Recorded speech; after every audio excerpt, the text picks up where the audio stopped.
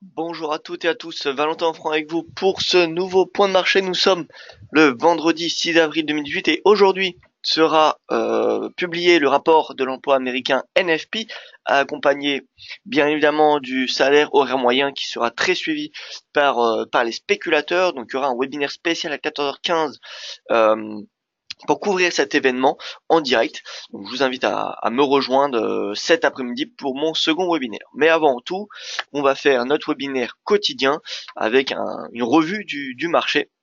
Donc, je vous invite, comme d'habitude, à prendre connaissance de cet avertissement légal sur risque. Le trading avec effet de levier amplifie toujours les gains et les pertes. Un compte risque limité présente un risque de perte du capital investi. L'investissement sur compte titre présente un risque de perte en capital. IG fournit exclusivement un service d'exécution d'ordre. La présentation est indicative et ne saurait être considérée comme un conseil ou une recommandation.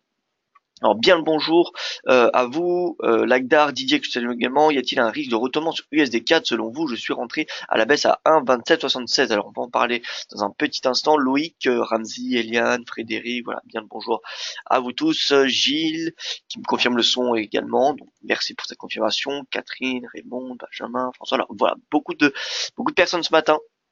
Ça fait plaisir de vous retrouver aussi nombreux.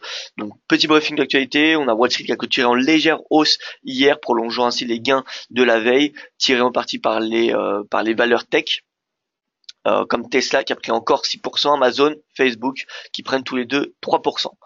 On a eu un sentiment que les États-Unis et la Chine sont disposés à négocier. Euh, Pourquoi? Tout simplement parce qu'on a une application des mesures protectionnistes qui n'ont pas encore de date d'application. Donc il y a une fenêtre de négociation. Alors en plus de cela, on sait qu'ils discutent ensemble. Donc voilà. Et par contre, on a eu, enfin, ces informations ont permis au marché de bien progresser. Comme vous avez pu le voir sur le site, on a l'Eurostock 50 qui a inscrit sa meilleure performance depuis juin 2016, donc plus 2,68%.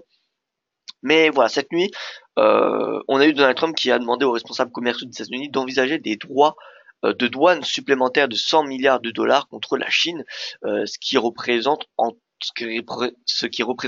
en tout 150 milliards, ce qui ajoute à cela les 50 milliards de Donald Trump, ce qui fait à peu près 30% des importations américaines chinoises. Voilà, donc ce qui est quand même important. Maintenant, voilà, pour le moment, c'est beaucoup de paroles. Le marché, on a l'impression qu'il boit de moins en moins ces informations-là. On peut le voir, le S&P, le Nasdaq qui est resté plutôt, qui a clôturé dans le vert et qui reste plutôt stoïque ce matin. Donc bon, on n'a pas réellement une menace en tout cas pour le moment. DXY, Dow Jones, S&P, Nasdaq qui clôturent dans le vert. Bon, certes, avec une performance un petit peu moindre que ce qu'on avait la veille, mais tout de même, Nasdaq plus 0,49%. Ce matin, on a le yen qui gagne un petit peu de terrain avec suite aux propos de Donald Trump. Donc oui, on a eu l'appétit pour risque qui a été affecté suite à ces propos. Maintenant, on va le voir on va le voir sur les indices, mais je pense qu'on peut avoir une journée encore haussière sur les indices européens. Euh, donc le yen qui progresse légèrement, le gold qui est à équilibre, le Nikkei qui recule forcément, hein, si le yen progresse, on a le Nikkei qui recule, et le Hang Seng qui gagne 1% étant donné qu'il était sous pression pendant plusieurs séances. Au niveau du calendrier économique, donc nous aurons des indices PMI de la construction allemande 9h30. Ensuite, rapport NFP à 14h30, accompagné du salaire moyen. Donc ça dépend des consensus. Bloomberg, le consensus est à 2,8%, Reuters à 2,7%. Donc voilà, ça tourne autour de ces zones de prix. Donc on va dire que à 2,7% ou au-dessus, il y aura un impact positif sur le dollar et à l'inverse, ça sera négatif. Et dans le même temps, nous aurons comme d'habitude les chiffres de l'emploi canadiens qui seront publiés et qui sont attendus bien inchangés. Regardez le taux de chômage 5,8%. À noter que le taux de chômage américain est attendu en baisse à 4%, ce qui est très très bas quand même. Et ensuite, bien comme tous les vendredis à 19h, les puits de pétrole et gaz en activité aux États-Unis qui seront publiés. Voilà, donc on peut passer à la plateforme. Donc j'ai une question sur les ECAD. Ah, image fixe, excusez-moi, autant pour moi. Voilà, donc je refais voir rapidement pour ceux qui n'ont pas, enfin, attendez que vous n'avez pas pu voir. Alors, voilà, le briefing d'actualité que je vous laisse prendre connaissance assez rapidement. Si vous voulez faire une capture d'écran, n'hésitez pas. Donc j'ai une question sur l'USD de l'or. USD or S&P, belle chute. Qu'en pensez-vous? Objectif, merci. Alors, oui, une petite chute, hein. Enfin, belle chute, ça dépend. Par rapport au début de Flash Crash, la chute qu'on a connue n'est pas très, enfin, qu'on connaît récemment, elle n'est pas non plus hyper importante. Mais bon, les moyennes mobiles à 200 jours tiennent sur S&P, Nasdaq, Dow Jones.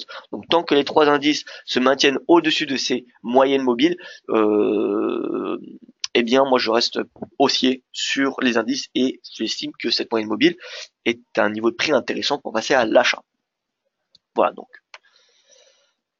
on va commencer par les indices boursiers. Donc indice américain, regardez, on a une baisse sur le contrat futur. On a clôturé en hausse, enfin le S&P a clôturé en hausse hier, mais le futur a clôturé donc en baisse. Il y aura donc un cap haussier, baissier pour ceux qui n'ont pas les futurs. Et donc voilà, S&P 500. Ouais, tant qu'on a cette moyenne mobile à 200 jours qui tient sur Wall Street, eh bien personnellement je reste haussier. Et j'estime que cette moyenne mobile est même même plutôt intéressante pour passer à l'achat d'un point de vue technique. Si on regarde historiquement, cette moyenne mobile a été quand même plutôt fiable. Certes, il y a des zones d'excès, il y a des zones même où le S&P va en dessous de cette moyenne, mais voilà, on a quand même un seuil psychologique à 2600, on a cette moyenne mobile, donc voilà. Personnellement, tant qu'elle tient cette moyenne mobile, je n'envisage pas de retracement plus important. Donc à la rigueur, s'il y a un retour à ce niveau de prix, 2600, ça sera un niveau de prix intéressant pour passer à l'achat. Voilà. Et donc l'Eurostock 50 qui inscrit sa meilleure performance, vous pouvez voir que l'Eurostock 50 est revenu à son précédent sommet de mars. C'est très important parce que regardez le CAC, lui, il n'y est pas encore revenu. Bon, il l'a testé hier. Regardez, au pips près, hein, on a eu la mèche qui a testé la moyenne mobile à 200 jours. Voilà, donc c'était globalement l'objectif pour la semaine prochaine qu'on avait dit hier. Donc voilà, il y a eu vraiment beaucoup d'appétit pour risque pendant la séance européenne qui finalement a clôturé en petite hausse suite aux propos de Donald Trump. Mais on peut voir que ce matin, CAC en hausse de 0,85%. Voilà. Et très important, le RSI hier qui a franchi les 50, qui a clôturé au-dessus des 50. Voilà, ça c'est particulièrement important également. Pourquoi? Parce qu'on a oublié cette divergence haussière. Vous voyez, donc on a un signal qui est bullish. En plus de là, on a cette oblique qui a été franchie, bref, enfin qui est franchie ce matin. Donc globalement, on a un sentiment, enfin moi j'ai un sentiment haussier sur le CAC. Donc voilà, on va revenir tester très prochainement, aujourd'hui ou la semaine prochaine, les 5300. Et si on dépasse 5300, le prochain objectif sera ce précédent sommet. Et le DAX, vous voyez que le DAX, lui non plus, n'est pas revenu à ses niveaux de mars. Il est à 12 240, les niveaux de mars sont à 12 400.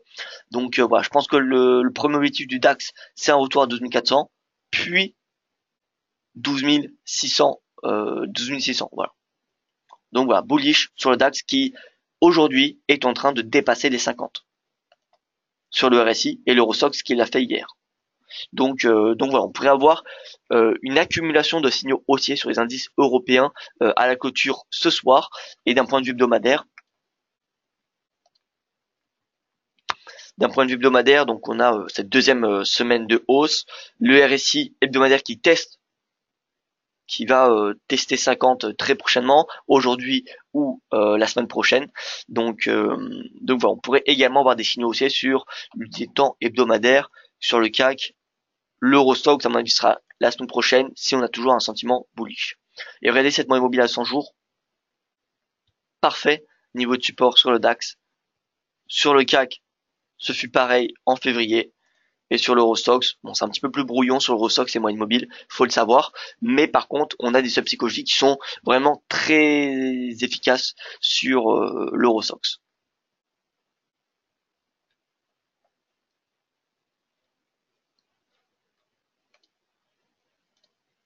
Voilà, donc pour les indices, moi je suis bullish, d'autant plus que regardez, l'euro continue à perdre du terrain face au dollar.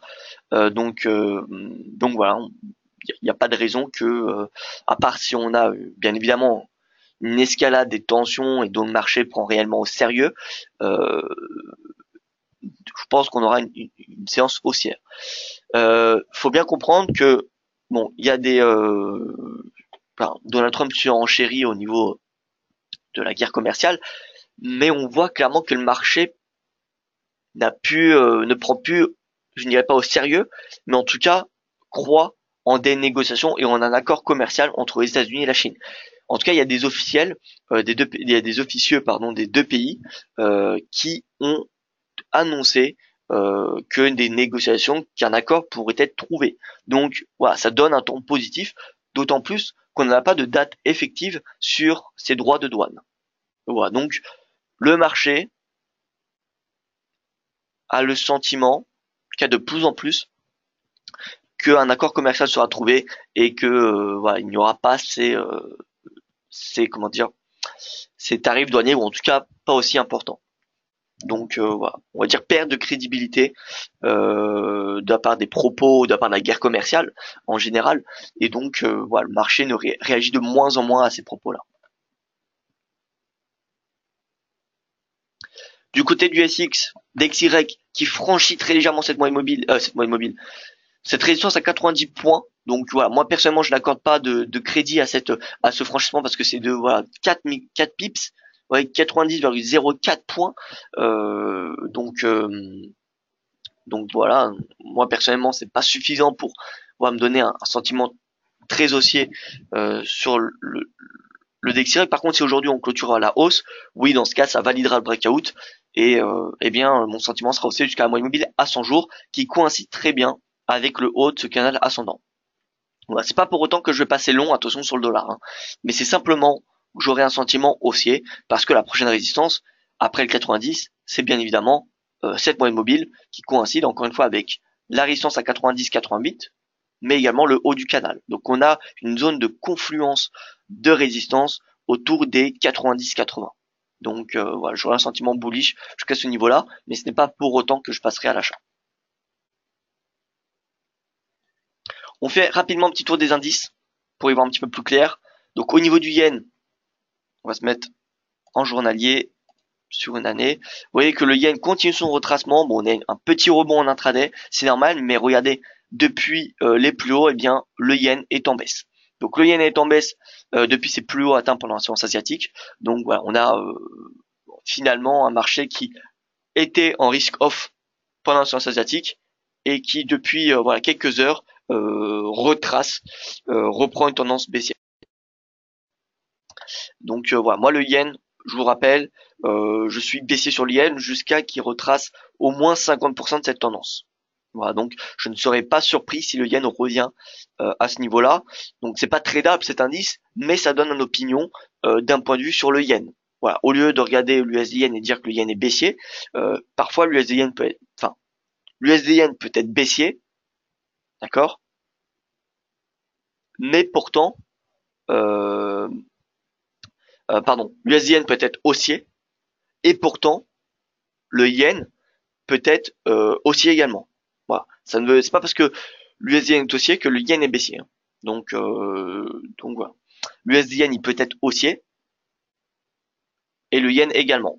Si c'est le cas, c'est-à-dire que l'USD simplement surperforme le yen. Il faut voir en fait les paires comme des forces relatives. Maintenant, vous connaissez à connaître les forces relatives, hein, mais voilà, les paires c'est des forces relatives. Hein. Donc voilà. Donc l'USD yen retour à ce niveau de prix. Donc en fait, il y a une marge baissière sur le yen. Le NZD, regardez, toujours dans ce range, il retrace depuis le haut, donc c'est très très intéressant ce qu'on voit là parce que voilà, on a vraiment un beau range qui est facilement tradable entre guillemets. Donc dès que le NZD, donc là moi personnellement j'ai une opinion baissière, donc le NZD peut se shorter. Ça y est. Vu que la résistance est bien respectée, NZD peut être shorté face à la devise la plus haussière qu'on va voir dans un petit instant. L'AUD, voilà, j'ai essayé de trouver des configurations à plus court terme. voyez que à long terme, on est dans un triangle symétrique, mais voilà, on n'a pas vraiment de configuration à court terme. Je ne vois pas de biseau, je ne vois pas de drapeau, donc voilà, l'AED pour moi, il n'y a rien à faire pour le moment. L'euro, l'euro, on a une grosse divergence baissière, je vous rappelle, sur le graphique hebdomadaire, regardez, le graphique hebdomadaire. Déjà, l'euro index teste une résistance, mais en plus là, on a une grosse divergence, donc c'est pas impossible que l'euro revienne à 1,20. Le CHF accentue sa divergence haussière. Le signal haussier sera donné en cas de franchissement de cette moyenne mobile à 20 jours. Voilà. Et on va mettre la zone de neutralité entre les bullish et les bearish sur le RSI, 50. Donc si on a la divergence qui franchit 50 et que le prix dépasse sa moyenne mobile à 20 jours, on pourra passer long sur le franc suisse. Et la marge de progression, moi j'aurai une opinion haussier jusqu'à que le CHF retrace au moins, au grand minimum, 38%. Ça, ce sera le grand minimum. Le GBP poursuit de la baisse. Donc, GBP, rien à faire. Est-ce qu'il faut le shorter? Ça me semble un petit peu risqué parce que voilà, on a quand même un opinion assez positive de la part du marché sur la livre sterling sur du moyen terme. Donc voilà, ça me semble compliqué à le shorter. Donc c'est pour ça que j'attends un retour vers cette oblique pour payer. Et l'USD qui est haussier. Et donc je pense que c'est une devise. Pourquoi pas acheter simplement face au dollar néo-zélandais, parce que ou face au yen, parce que c'est deux devises qui m'ont l'air baissières. Ou alors on peut les shorter face au CAD. Ces deux devises, yen et NZD. Yen NZD, c'est possible de les shorter face au CAD.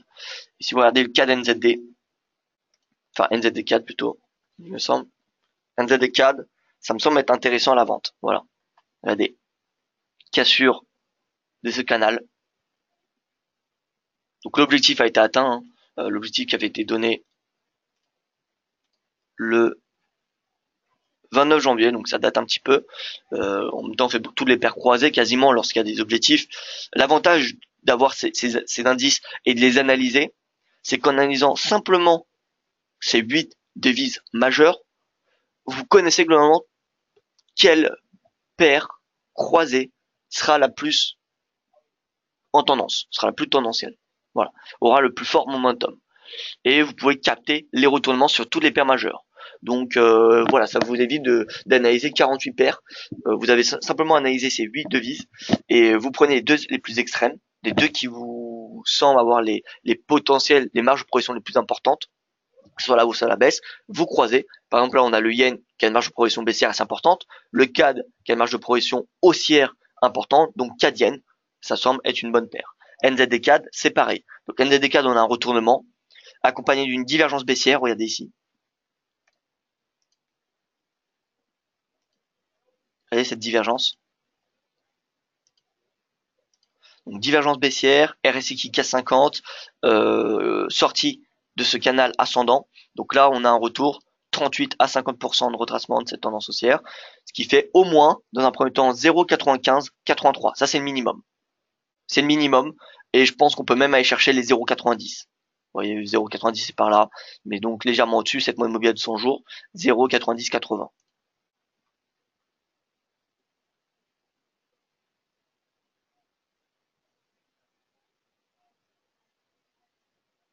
Voilà Didier. Alors je regarde les questions.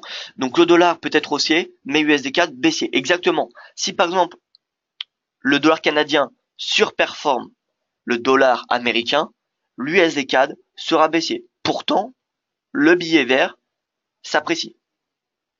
Il s'apprécie d'un point de vue intrinsèque. Mais voilà, une devise n'a pas de valeur intrinsèque. Elle a une valeur quand c'est comparé à une autre devise. Donc même si par exemple l'euro-dollar peut être baissier et l'USD4 baissier. Voilà, donc c'est pour ça que une paire majeure n'est pas suffisant pour donner la tendance d'un actif. Par exemple, voilà, parce que sinon on peut avoir un avis contradictoire. Imaginez que L'euro-dollar est baissier. Dans ce cas, vous dites que le dollar est haussier. Mais en parallèle, vous avez l'USD CAD qui est baissier. Dans ce cas-là, ça, vous voyez que c'est une analyse trop simple et qui ne permet pas de donner vraiment une tendance à la devise, mais plutôt à une paire. Une paire, c'est pour ça que c'est important. Un indice est important parce qu'il permet d'avoir une vision plus globale d'un marché, d'un actif. Voilà, peu importe. Donc, oula, alors, j'ai des questions qui s'enchaînent. NZD-USD, tendance moyen terme descendante ou ascendante, car dans son range pour le moment, ou sortie. Alors, pour le moment, dans son range, François, NZD-USD. Regardez. NZD-USD, enfin, c'est dans un pseudo range. Honnêtement, moi, je suis neutre sur NZD-USD parce que, regardez, déjà, le dollar, l'index, on n'a pas vraiment de tendance haussière, on est dans un biseau ascendant. Biseau ascendant, je vous rappelle, c'est une figure de retournement. D'accord? Donc c'est un signal baissier. Normalement, ça aboutit par une cassure à la baisse. Et en plus de ça, le NZD est dans un range. Donc combiner les deux n'a pas vraiment enfin, une marge de progression haussière très importante. Alors certes, logiquement, on a une marge de progression haussière pour le NZD-USD, baissière pour le NZD-USD parce que le dollar est haussier alors que le NZD est en range. Mais à moyen long terme, personnellement, ces deux configurations ne nous donnent aucune direction. Donc voilà, à court terme, j'ai envie de dire c'est baissier pour le NZD-USD, si je devais donner mon opinion. On en parlait dans votre webinaire, range égale sortie le plus souvent dans la tendance. Oui, c'est ça. Range, un range n'est pas une figure de retournement, mais une figure de continuation. On a plus de chances que le cours sorte dans le sens de la précédente tendance lorsque le cours était dans un range. Voilà.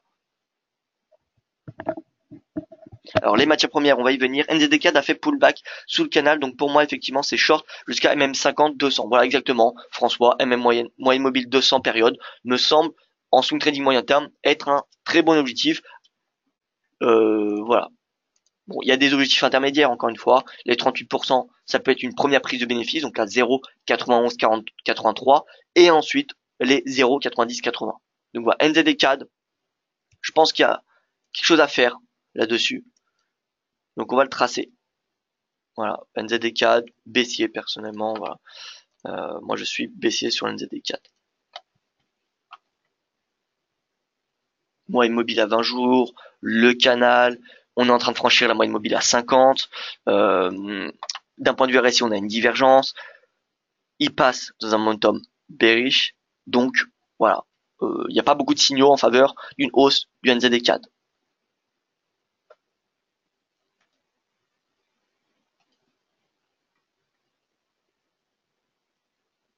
Pourriez-vous expliquer la façon de comparer les paires majeures? Alors pour comparer les paires majeures, euh, déjà le plus simple pour moi est d'avoir une liste à côté de vous où vous avez tous les paires majeures. Ça vous permet de voir rapidement, sans un indice, laquelle surperforme. Parce qu'on a un dénominateur en commun qui est le dollar. Voilà. Enfin, dénominateur ou un nominateur, en fait, on a une valeur dans l'équation qui est la même et c'est le dollar. Donc ça permet de savoir, vous avez la même base de comparaison, donc ça vous permet de savoir laquelle surperforme. Donc vous n'avez pas besoin de faire des indices pour voir laquelle surperforme. Donc là, par exemple, vous avez tous les paires majeures, vous prenez les deux extrêmes. Par exemple, celle la plus haussière et celle la plus baissière. Alors bien évidemment, faut faire par rapport au dollar. Donc vous savez qu'il y a par exemple l'AUD USD et là il y a USD CHF. Donc forcément, USD CHF, si vous voulez connaître la tendance du franc suisse face au dollar, eh bien vous avez simplement à, comment dire, à inverser la performance. Voilà. Donc AUD USD plus 0,06%, l'euro dollar moins 0,19. Donc là on a l'euro dollar qui est quand même pour le moment la plus baissière dans notre liste. GBP USD moins 0,11.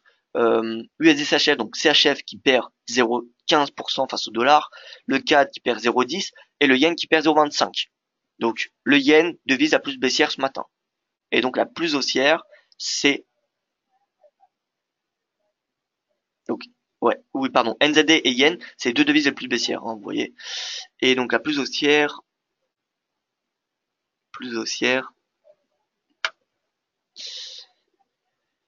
Donc on a la UD et nous avons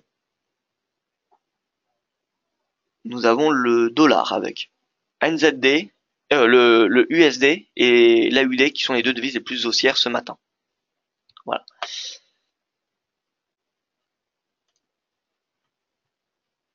Donc NZD voilà, c'est exactement NZD-USD, les moyennes mobiles à 20, 50, 200 et il y en a 4 sur le graphique. Ouais, c'est ça, il y a 20, 50, 100 et 200 sur mon graphique. 20, 50, 100 et 200.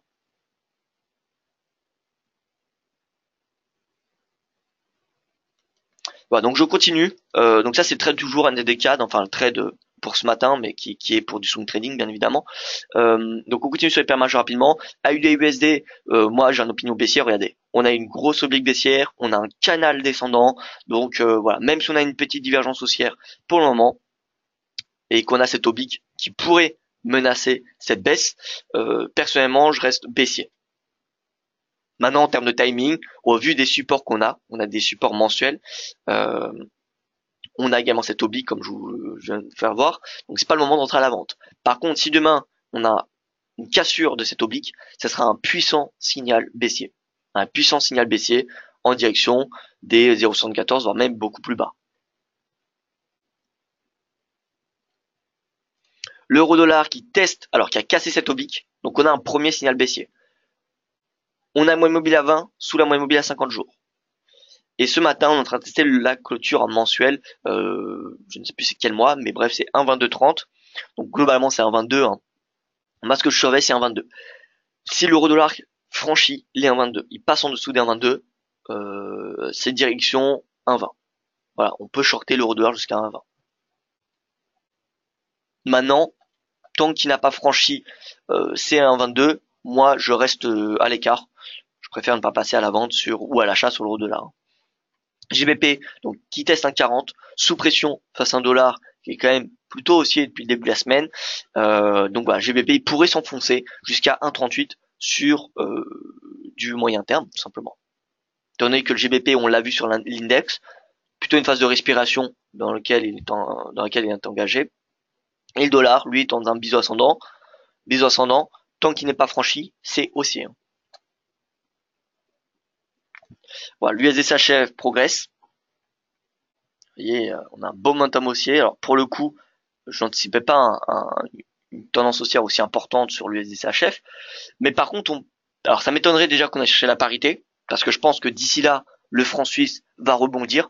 Quand même, on a une divergence. Donc c'est pas le moment d'entrer à l'achat encore une fois, mais ça se voit quand même, on a des mèches de plus en plus importantes, des corps de plus en plus petits. Ça veut dire qu'on a quand même un essoufflement du momentum et potentiellement une fin de tendance. Voilà. Donc je ne serais pas surpris si on fait un bilan dans un mois et que le CHF dans un mois soit par ici. Voilà. Donc je ne pense pas que l'USD CHF va chercher la parité.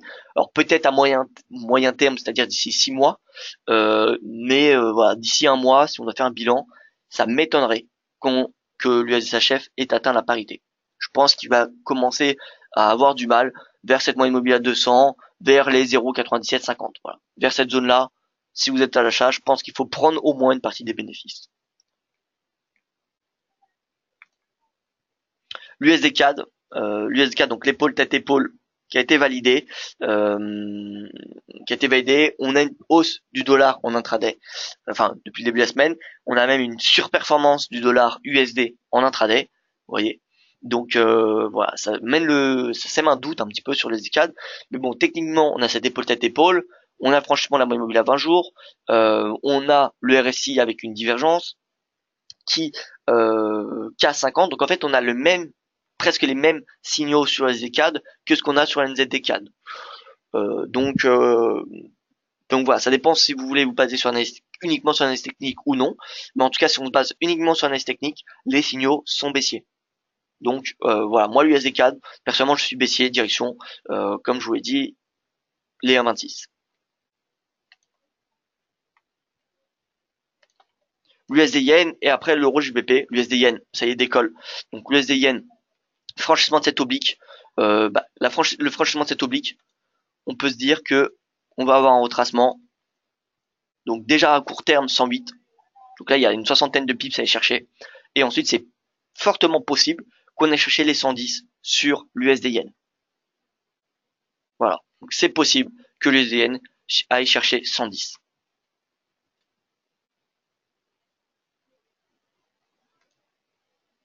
D'ailleurs, un petit tour sur notre CAD Yen.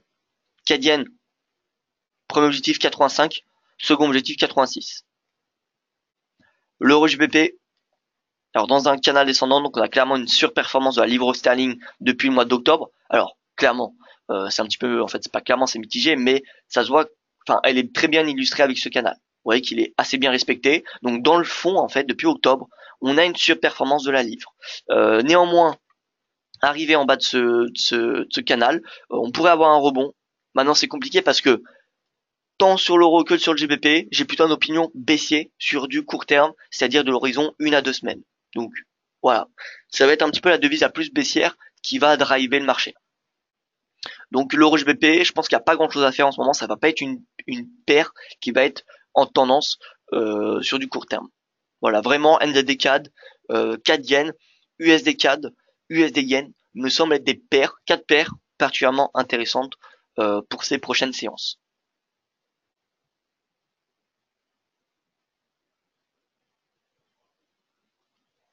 Alors je passe aux matières premières. L'or, donc forcément si le DXY franchit les 90 points, eh bien on a l'or qui se retrouve sous pression.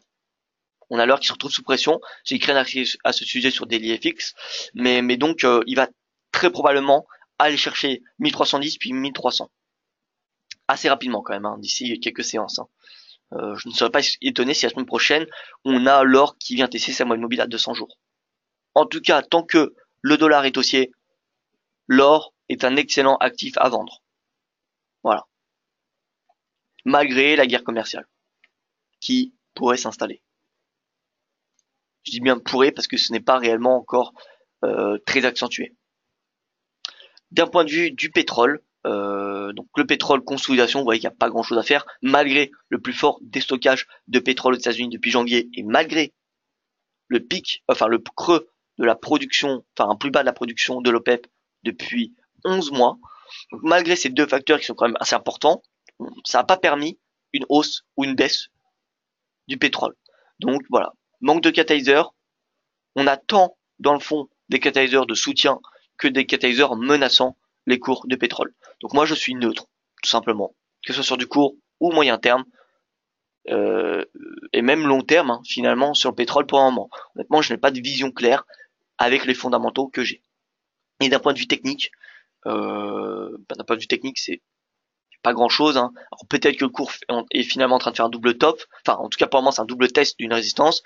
Pour dire que ce soit un double top, faut qu'il valide sa ligne de coup qui est à 62,50. Néanmoins, j'insiste sur le fait que ces actifs qui sont fortement corrélés, Brut Brent ou encore CAC DAX ou encore S&P Nasdaq, voilà, c'est important quand on fait une analyse de moyen long terme d'avoir des signaux qui convergent. C'est-à-dire que si on a le Brut qui forme un double top, mais que le Brent n'a pas validé son double top, c'est risqué de rentrer à la vente. Maintenant, si demain on a le Brut et le Brent qui valident leur double top en dépassant leur ligne de coup, dans ce cas, c'est des signaux puissants. Et voilà, donc c'est important de faire des analyses croisées.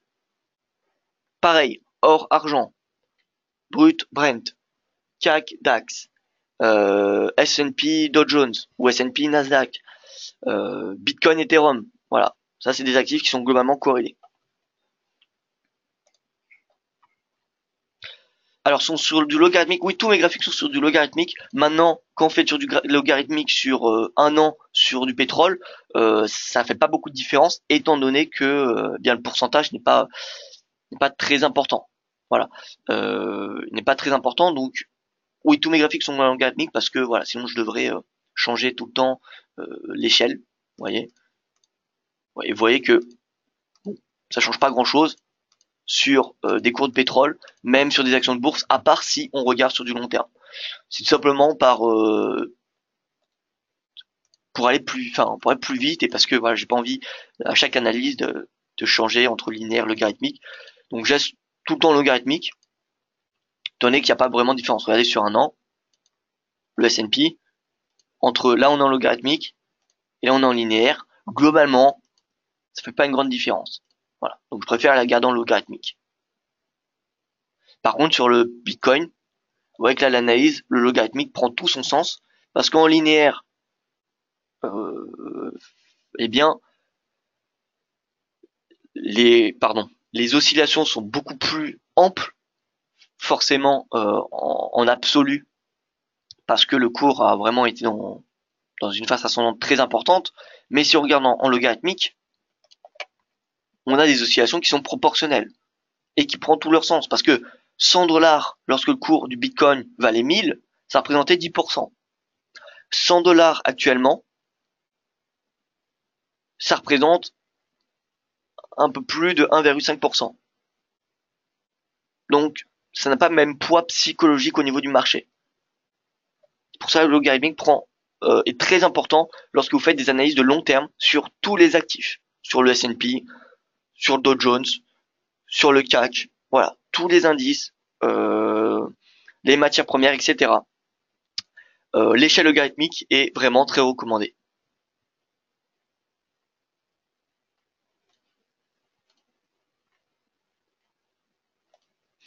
Et donc voilà, écoutez, moi je n'ai plus rien à rajouter.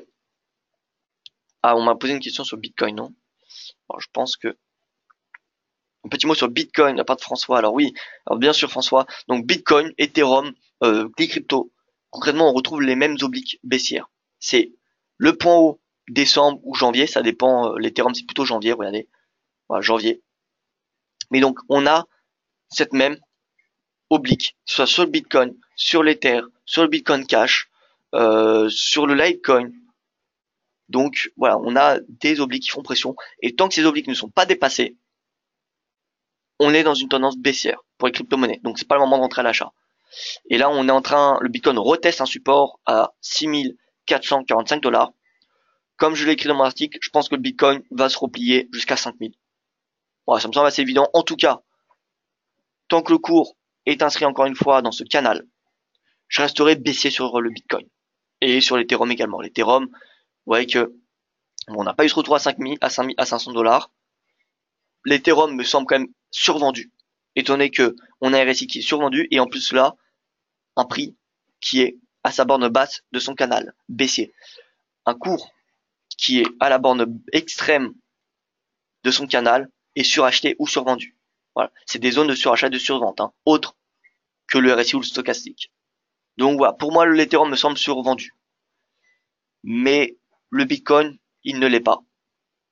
Maintenant, je ne serais pas étonné si on a un momentum un peu plus faible quand même. Mais donc, en tout cas, le Bitcoin va tendre vers 500 dollars. Et il va très probablement le rejoindre d'ici un petit mois. Alors, le cacao, me demande François.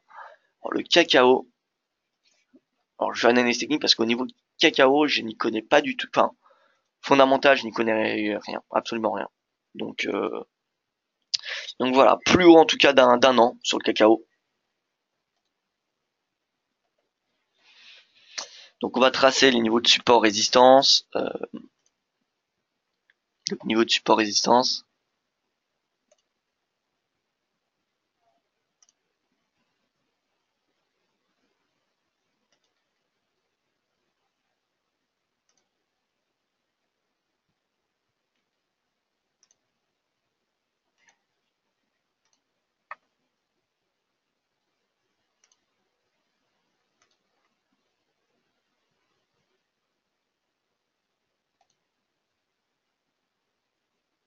Je pense qu'on est plutôt bon au niveau des supports résistance.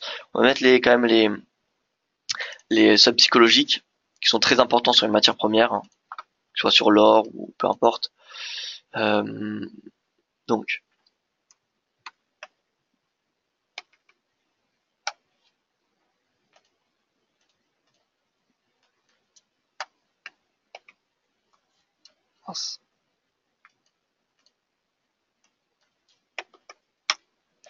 voilà, donc cacao, divergence, regardez cette grosse divergence baissière, trop prix et momentum.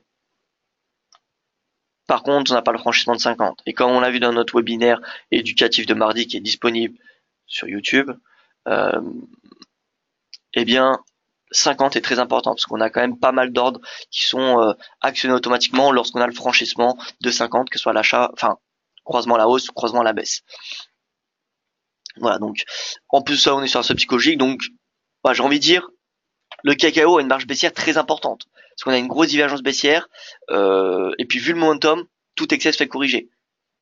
Et là, on peut voir quand même que le momentum a été très important, donc ça me semblerait assez normal qu'on ait une correction. Maintenant, on est sur ce psychologique et le RSI n'a pas cassé 50, donc en termes de timing, ce n'est pas forcément l'idéal. Par contre, si demain on a le RSI qui dépasse 50 et que le cours casse 2500 $, on aura très probablement une baisse de l'ordre de 38 à 50% de retracement de cette tendance. Voilà. Voilà, faut attendre. Peut-être que ce soir on aura la clôture en dessous des 2,5, enfin des 2500 pardon, et que le RSI sous 50. Mais voilà, c'est ces deux signaux qu'il faut attendre, je pense. On a déjà la cassure de la moyenne mobile à 20 jours, qui est un premier signal baissier. Mais voilà, c'est pas suffisant, j'ai envie de dire, pour passer à la vente.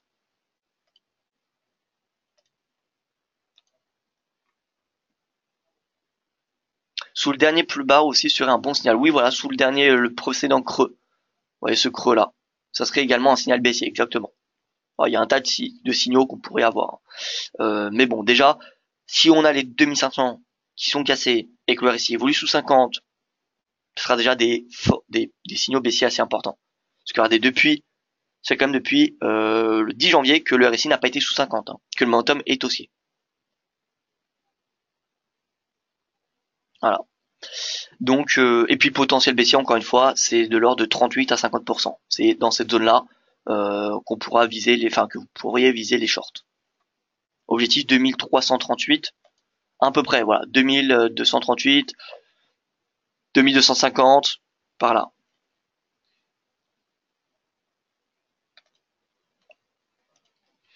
Bien écoutez, voilà pour ce point de marché. Je vous remercie pour votre attention. Je vous rappelle, tout à l'heure à 14h15 heure française, il y aura un webinaire spécial NFP que je vous invite à me rejoindre. En attendant, je vous souhaite une excellente matinée et écoutez, à tout à l'heure.